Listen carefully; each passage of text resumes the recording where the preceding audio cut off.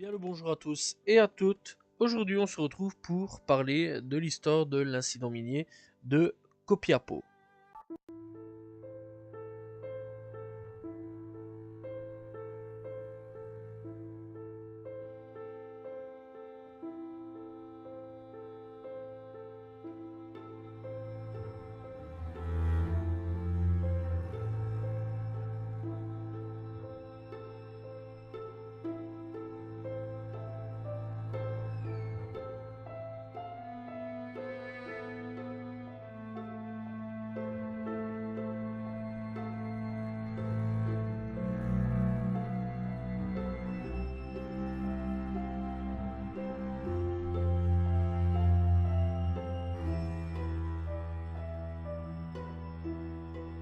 L'incident minier de Copiaco est un effondrement survenu le 5 août 2010 dans la mine de San José, donc extrayant du cuivre et de l'or au nord de Copiapo, au Chili, qui laissera 33 mineurs bloqués sous terre, initialement considérés comme morts au tout début de tout ça. Eh bien, surnommés, ces derniers, donc surnommés Los 33, ont pu donc se mettre à l'abri dans un refuge de la mine et donner un signe de vie. À partir de là, eh bien, les opérations de sauvetage dureront au total 2 mois et 10 jours. Et franchement, il y a eu quand même pas mal de trucs dans cette histoire-là. Et ont un très fort ressentiment national et international. Leur remontée à la surface un à un le 13 octobre 2010, après 69 jours sous terre, en présence du président du Chili, Sebastián Pinera, est diffusée en direct par plusieurs télévisions à travers le monde.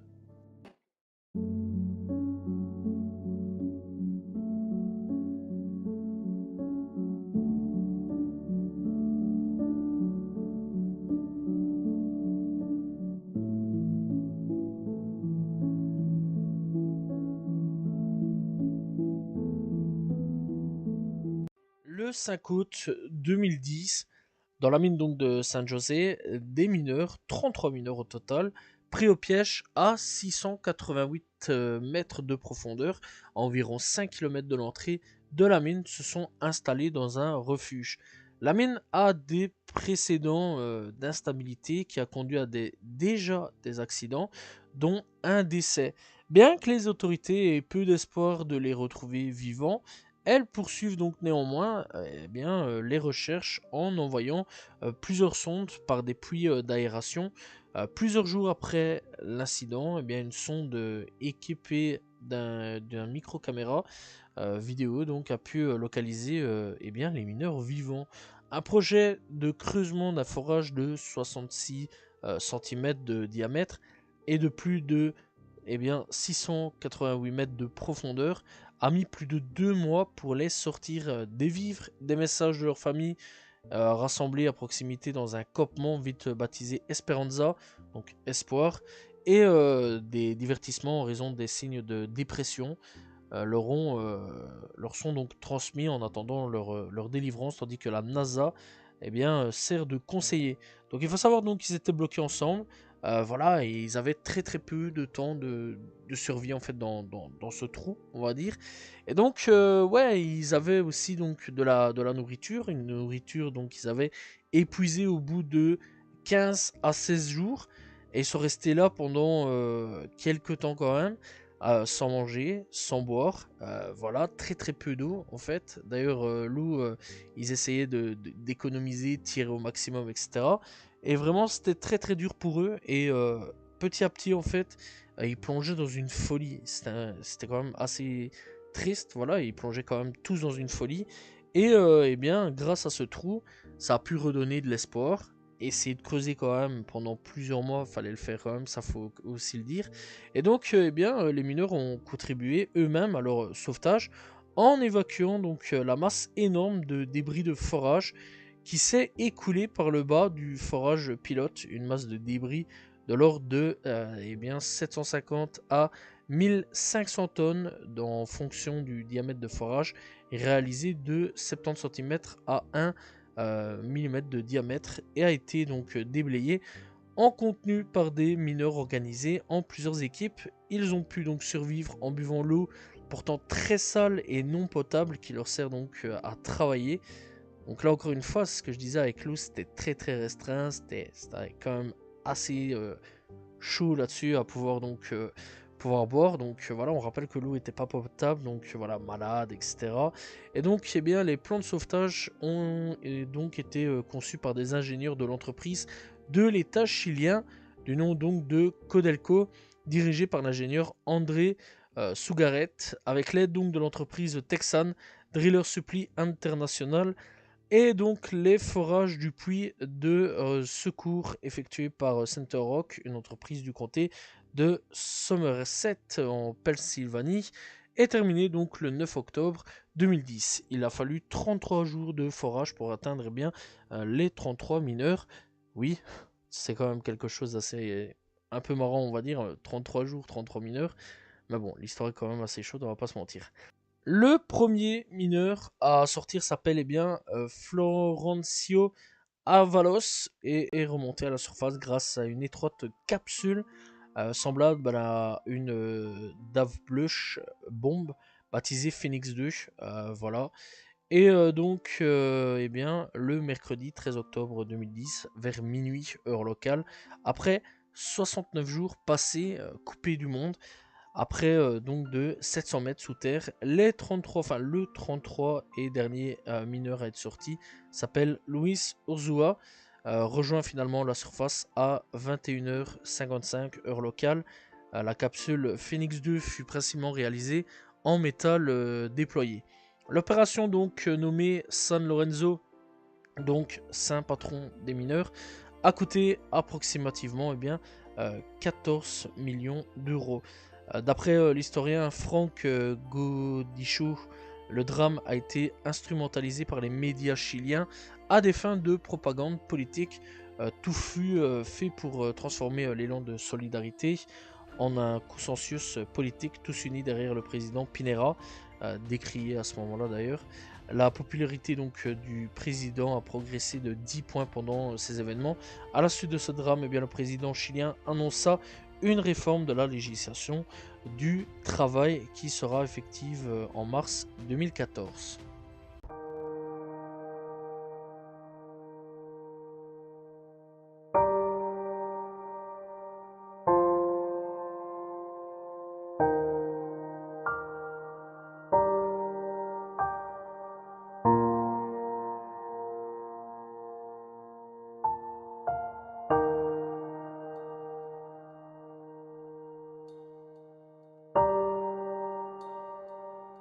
On va parler de l'isolement des mineurs durant donc ce blocage.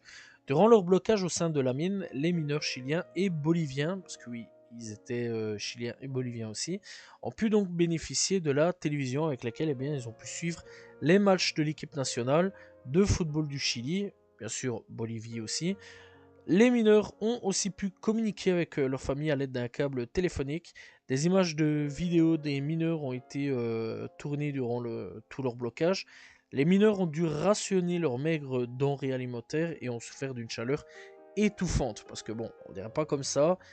Sous terre, c'est quand même très chaud. Voilà, c'est même s'il fait nuit, etc. Voilà, il fait extrêmement chaud. Les spécialistes en santé mentale ont constaté que la mise en place d'une hiérarchie et d'une routine quotidienne avait été facteur important de la survie des 33 mineurs chiliens. Donc, ce qui veut dire un chef, sous-chef, voilà, et toute une division qui fait ensemble à ce qu'on travaille l'un à l'autre pour essayer de survivre. Voilà, c'est comme ça que ça a été fait. Et donc, compte tenu de l'incertitude de l'isolement et de l'obscurité actuelle, auquel donc ils ont été soumis, l'un des survivants, Axel Vega, dit au contraire que la hiérarchie a été immédiatement abandonnée et que les 33 ont adopté un fonctionnement démocratique. Voilà, là aussi, donc on ne sait pas trop vraiment comment ça s'est passé, mais je croirais plus Alex Vega qui a vécu tout ça que les fameux spécialistes, bien sûr. Au niveau de l'ordre de sauvetage, donc a été déterminé en fonction des caractéristiques individuelles, en premier les plus habiles en cas de problème lors de la remontée, puis les plus faibles et enfin les plus robustes. Donc le premier sortira à minuit 11 du nom de Florencio Avalos. Le deuxième s'appellera Mario, sorti donc à 1h10 du matin. Juan sortira à 2h07. Carlos sortira donc à 3h11.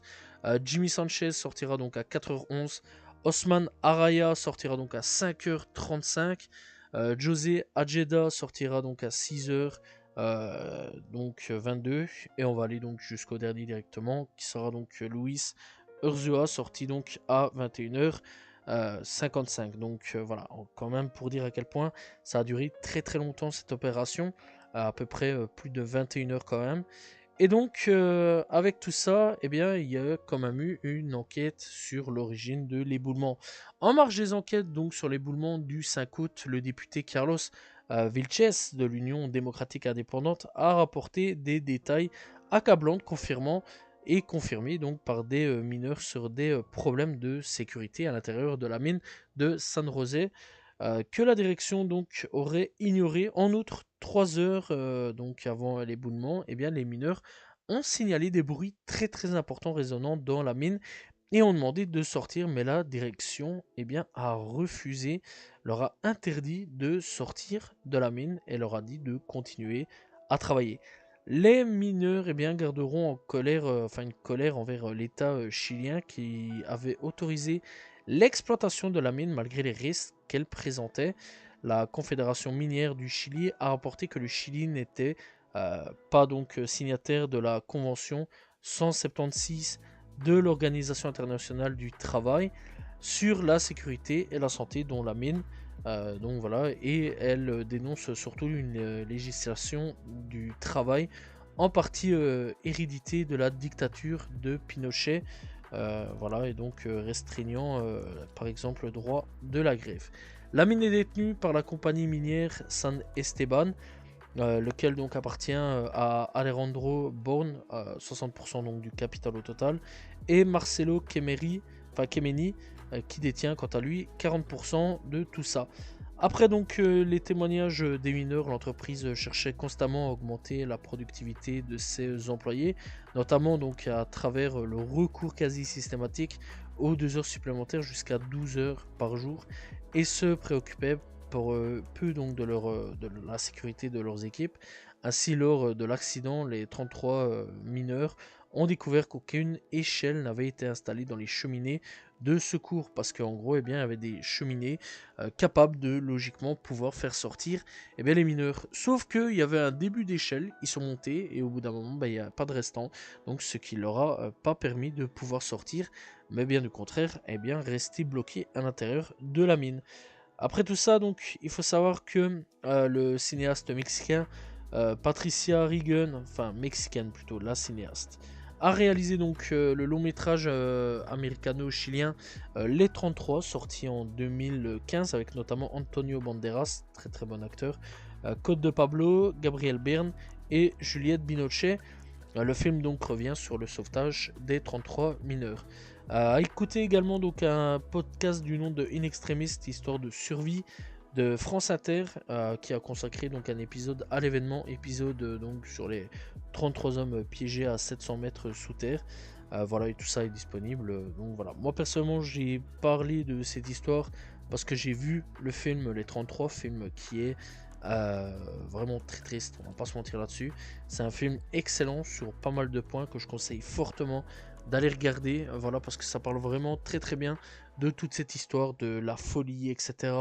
D'ailleurs, on les revoit quelques années après, tous ensemble. D'ailleurs, vraiment, ça c'était quand même plutôt bien à ce niveau-là, de savoir qu'ils se côtoyaient toujours, voilà.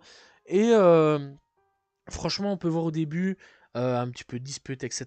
Et vraiment, après, une solidarité se faire dans ce film, c'est un truc génial, je trouve. Et raconter en plus de ça par les 33 mineurs qui ont vécu cette expérience. Voilà, c'est donc la fin de cette histoire sur les 33 mineurs coincés donc dans la mine de San José. Donc, c'était l'incident minier de Copiapo. J'espère que vous avez apprécié cette vidéo. N'hésitez pas à vous abonner, liker, commenter, partager. On se retrouve logiquement très très prochainement pour une nouvelle histoire. Salut tout le monde. Ciao ciao.